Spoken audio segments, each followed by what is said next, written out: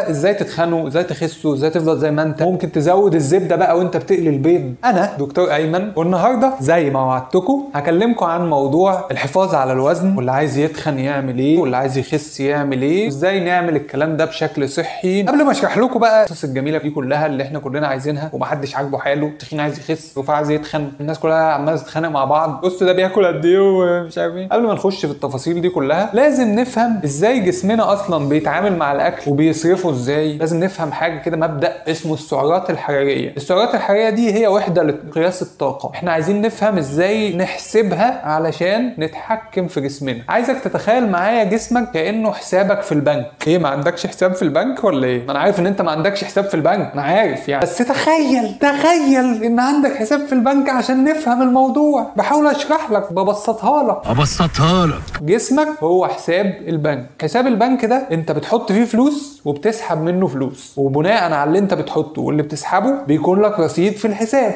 فالفلوس اللي انت بتحطها في الحساب هي الاكل اللي انت بتاكله، والفلوس اللي انت بتسحبها من الحساب هي الطاقه اللي جسمك بيحرقها كل يوم. فلو جينا طبقنا الكلام ده على حسابك في البنك، لو انت بتصرف 2000 جنيه في اليوم، انا عارف ان مفيش حد بيصرف 2000 جنيه في اليوم، عارف ان ده كتير، وفي ناس ما بتصرفش 2000 جنيه في الشهر. خلاص بقى ما تقلبوش علينا المواجع. تخيل، قلنا هنتخيل عشان نفهم ان انت بتصرف 2000 جنيه في اليوم. ماشي، يلا دلع نفسك بقى. فلوس. لو انت بتصرف كل يوم 2000 جنيه وبتحط في حسابك 2500، فبالتالي في 500 جنيه زياده بيتحطوا في الرصيد. مع الوقت هتحوش فلوس كتير في الحساب. الفلوس اللي بتحوشها في الحساب دي بقى في جسمك هي الدهون. جسمك هو حساب البنك. الاكل اللي بتاكله هو الايداع. الطاقه اللي بتحرقها هي المسحوب من الحساب، والرصيد بتاع الحساب هو الدهون اللي متخزنه في جسمك. بمنتهى البساطه، لو انت بتحرق 2000 كالوري في اليوم وبتاكل 2500، جسمك هياخد ال 500 الزياده دول ويخزنهم في صوره دهون كرصيد ممكن يلجأ له بعد كده. والعكس صحيح، لو انت بتحرق 2000 كالوري وبتاكل 1500، جسمك محتاج 500 زياده عن الاكل اللي بتاكله، فهياخدهم من الرصيد، من الدهون اللي متخزنه من قبل كده. فهو ده المبدأ العلمي. يبقى علشان نتخن او نخس او نحافظ على وزننا، مطلوب نعرف جسمنا بيحرق كام كالوري في اليوم، وناخد الرقم ده، يا ناكل اكتر يا ناكل اقل يا ناكل بالظبط قد ما جسمنا بيحرق. طب ازاي يا دكتور؟ ازاي نحسب السعرات دي؟ فين سعرات؟ انت تعرف هتعرف يا رب من كل اللي السلام عليكم بقى. الموضوع بسيط خالص. هسيب لكم لينك تحت في الديسكريبشن لآلة حاسبة بسيطة بتدخل فيها بياناتك، هتحسب لك جسمك بيحرق كام سعر حراري كل يوم، وبناء عليه هناخد الرقم ده وتحدد ايه هدفك، ونقول بقى هنحقق الهدف ده ازاي. افترضنا ان انت ضربت في الكالكوليتر طلع لك 2000. لو عايز تخس يبقى محتاج تاكل اقل من ال 2000، وما تروحش بقى تقول لي ايه، طب حلو انا هاكل 1000 بقى عشان اخس بسرعه، ولا اقول لك انا هاكل 700 عندي فرح كمان شهر وعايز اخس 10 كيلو. بس خالص اقعد ما تتكلمش، انا بس اللي اتكلم. لا بلاش غباوه حضرتك، كده هتعمل مشكله كبيره جدا في جسمك، لان جسمك ذكي وبيتاقلم. انت كده بتعمل حاجه اسمها كراش دايتنج. يعني ايه؟ يعني حميه غذائيه قاسيه. لما جسمك يبقى متعود ان هو بياكل 2000 وبعدين فجاه تاكله 1000 كل يوم، الجسم هيقول ايه ده، يا نهار اسود، ده مفيش اكل، ده احنا في مجاعه بقى باين ولا ايه؟ خلاص بقى نحافظ على الطاقه، بلاش مجهود، بلاش حركه، بلاش نحرق كتير.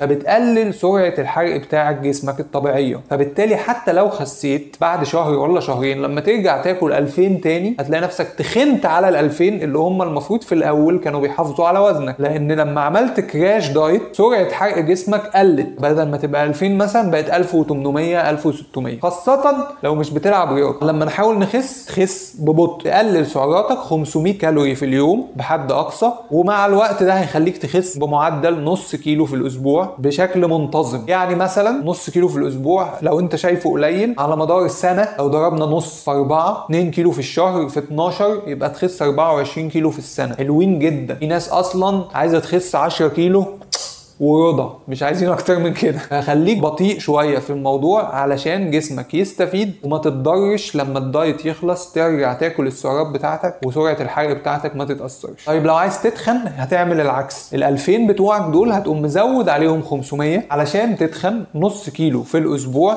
وبالتالي توصل للوزن اللي انت عايزه. واحد هيطلع بقى يقول لي طب ما اكل 5000، انا بحب الاكل قوي يا دكتور، انا هروح بقى ايه ماكدونالدز وبيتزا هات واجيب تشيز كيك وبراونيز ايس كريم. ذكي، انت ذكي وذواق. يا عم اهدى شويه على نفسك، جوعتنا. في ايه ده؟ احنا بشر برضه. 5000 ايه اللي هتاكلهم في يوم واحد؟ حرام عليك. جسمك مش هيستوعب اللي انت بتعمله ده، وهتتخن بسرعه بس هتتخن بشكل غير صحي اطلاقا. هتلاقي الدهون راحت في اماكن انت مش عايزها، ولا مؤاخذه يطلع لك ارداف بقى وجناب وحاجات كده ايه اللي هي بتلظلظ وانت ماشي دي. جسمك عامل ازاي؟ وعينيا سودا. لا بقولك وجسمك. واحيانا ما بسمعش كويس كده يعني. بعدين بقى خشونه في المفاصل وغضروف في الظهر وبلاوي سود، خاصه لو مش بتلعب رياضه. يبقى الرياضه مهمه في الحالتين، ان انت لو بتتخن وانت بتلعب رياضه جسمك هياخد جزء من السعرات دي ويبني بيها عضلات، ولو بتخس وانت بتلعب رياضه غالبا لو بتاكل نسبه بروتين كافيه جسمك هيحرق دهون اكتر من العضلات، وهتحافظ على نسبه العضلات، يمكن كمان تبني عضلات من الطاقه اللي جسمك بيولدها من حرق الدهون. ده موضوع كبير قوي ممكن نتكلم عنه في فيديو تاني. طيب الكلام ده هننفذه ازاي على ارض الواقع؟ الفيديو عجبك انزل اعمل لايك مشكورا وارجع كمل الفيديو. هنتبسط من بعض كام. هنقسم يا جماعه الاكل مجموعات. في اكل فيه سعرات حراريه كتير وحجمه قليل، واكل فيه سعرات حراريه قليله وحجمه كبير. الشخص اللي بيخس بالمنطق المفروض ان هو عشان يشبع ويخس ياكل اكل حجمه كبير فيه سعرات قليله زي الخضار والفواكه والبروتين، ويقلل نوعا ما من اكل الدهون اللي ملهاش لازمه. يعني لما تيجي تاكل حاجه هتقلي حاجه، حط حته زيت صغيره،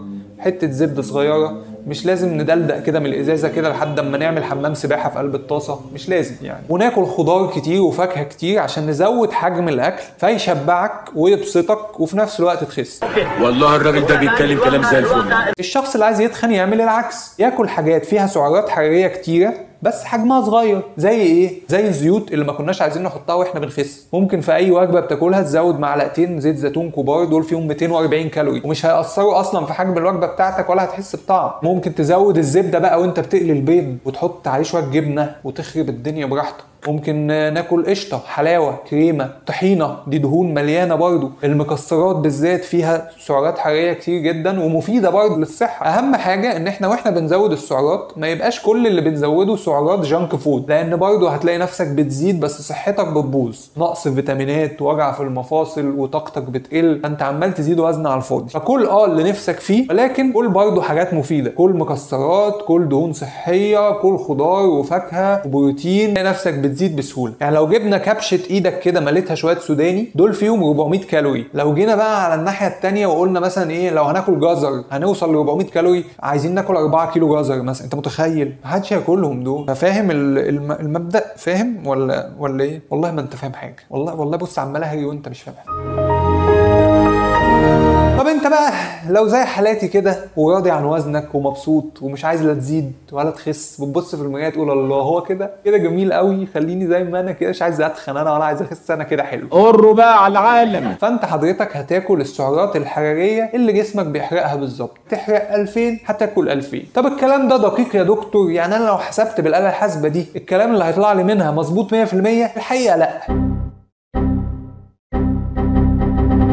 ممكن يبقى مظبوط بنسبه 90%، لان هي في الاول وفي الاخر آلة حاسبه، ما تعرفش انت بتتحرك قد ايه، بتاكل قد ايه، بتبوظ في الدايت ولا لا، ما تعرفش. فانت لازم تكون انت نفسك مقياس نفسك. هنوزن نفسنا كل يوم في وقت معين يكون هو نفس الوقت كل يوم، وناخد المتوسط بتاع الاوزان دي. ما تعتبرش وزنك في يوم واحد، ما تقولش انا هوزن كل يوم 2، لا، يعني نوزن 5 ايام في الاسبوع مثلا وناخد الرقم المتوسط، هو ده وزنك الاسبوع ده. لان انت ممكن تنام تصحى الصبح زايد كيلو مثلا، انتفاخ، غازات، شربت ميه كتير قبل ما تنام، او تلاقي نفسك قلل كيلو عشان عرقت وانت نايم كتير، وهكذا. فالوزن بيتغير من يوم للتاني. هناخد المتوسط بتاع كل اسبوع وهو ده اللي نحسبه. لو المتوسط ده ثابت كل اسبوع يبقى انت كده بتاكل سعرات على قدك، خليك زي ما انت. لو المتوسط ده بيزيد يبقى انت بتاكل سعرات اكتر من اللي انت محتاجها، ولو المتوسط ده بيقل يبقى انت بتاكل سعرات اقل. فراقب وزنك بالطريقه دي وشوف اللي انت بتعمله هو اللي انت عايزه ولا لا، وغير على اساس كده. انا شخصيا متعود ان انا بعمل اكلات حجمها كبير جدا لان انا بحب اكل الحقيقه، بس فيها سعرات حراريه قليله وفيها خضار كتير، وبحب اكل فاكهه كتير. يعني انا اللي يشوفني وانا باكل ما يصدقش وزني، يقول لك ده بياكل ايه ده ما شاء الله بياكل كتير، بس انا باكل اكل سعراته الحراريه قليله وحجمه كبير عشان ابقى مبسوط بالاكل اللي انا باكله، طعمه حلو ومشبعني. ولو عايزين نعمل لكم سلسله كده وصفات الاكل اللي انا باكلها عشان احافظ على وزني المثالي اللي انتوا شايفينه ده. اقلع وريهم العار، ايه الجسم ده؟ لا ما تسقفوش، لا مش محتاجين تسقيف يعني. سيبوا لي بجد في الكومنتات يا دكتور اعمل لنا فيديوهات عن وصفات الاكل الصحيه، وان شاء الله هعملها لكم. هفكر يعني ممكن نتفرج على الفيديو ده او نتفرج على الفيديو ده برضو ممكن يبقى حلو، او نعمل سبسكرايب على القناه. يلا اشوفكم على خير. شكرا.